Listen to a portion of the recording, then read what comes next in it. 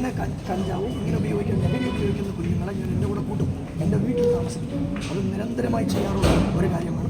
ഇപ്പോഴും ഞാനത് ചെയ്യുന്നു. എൻ്റെ കൂടെ അങ്ങനെയുള്ള നിരവധി ആളുകളുണ്ട്. എന്തുകൊണ്ടാണ് ഇപ്പോൾ ഇതിനൊരു പരാതി ഉയർന്നു വരുന്നത്? അല്ലെങ്കിൽ കുട്ടികൾ ഈ പറഞ്ഞ പഠിപ്പിക്കാൻ വാഗ്ദാനം പഠിപ്പിക്കുന്നില്ല, ഇങ്ങനെ ഉയർന്നു വരാനുള്ള കാരണം എന്തായിട്ട് മനസ്സിലാക്കുന്നത്? ആരാധനയോടുള്ള തടസ്സമാണ്. നമ്മൾ വേറെ വ്യക്തിപരമായിട്ട് അവർക്ക് വൈകാരില്ല. നമ്മൾ കുട്ടികൾക്ക് ആരാധന എന്താണ്?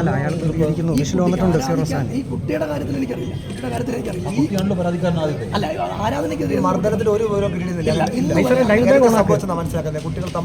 കുട്ടികൾ തമ്മിലുണ്ടായ സംഘർഷമാണെന്നാണ് ഞാൻ മനസ്സിലാക്കുന്നത്. അതിനെക്കുറിച്ച് കോടതിയിലിരിക്കുന്നതുകൊണ്ടാണ് ഞാൻ ബാക്കി പറയാം. ജീവനക്കാർ ചില കാര്യങ്ങളൊക്കെ കണ്ടെന്നൊക്കെ പറഞ്ഞല്ലോ.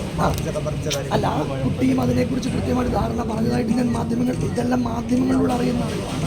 എനിക്ക് അല്ലാതെ വ്യക്തിപരമായി എനിക്കതിനെക്കുറിച്ച് ബോധ്യമില്ല. എന്ന് വെച്ചാൽ ഇങ്ങനൊരു കാര്യമോ എന്ന് പറയുന്നത് ഇത് ബോധപൂർവമായി നമ്മുടെ ആരാധന തടയുകയാണ് ഇവരുടെ ഗൂഢമായ ലക്ഷ്യം. പക്ഷേ ദിവസം മാത്രമാണ്, കഴിഞ്ഞ ദിവസങ്ങളൊക്കെ പുറത്തു വന്ന